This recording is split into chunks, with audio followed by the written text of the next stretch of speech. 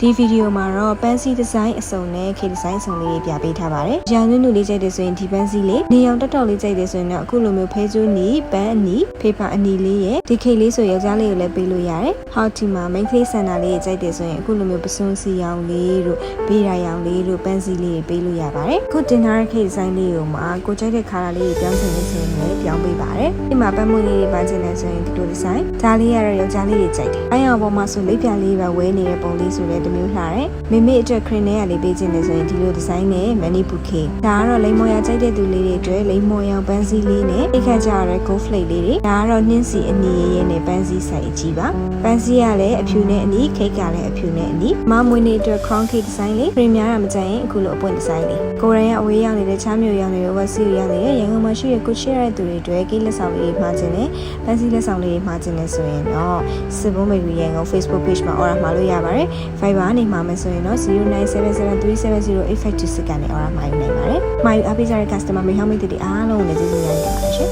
။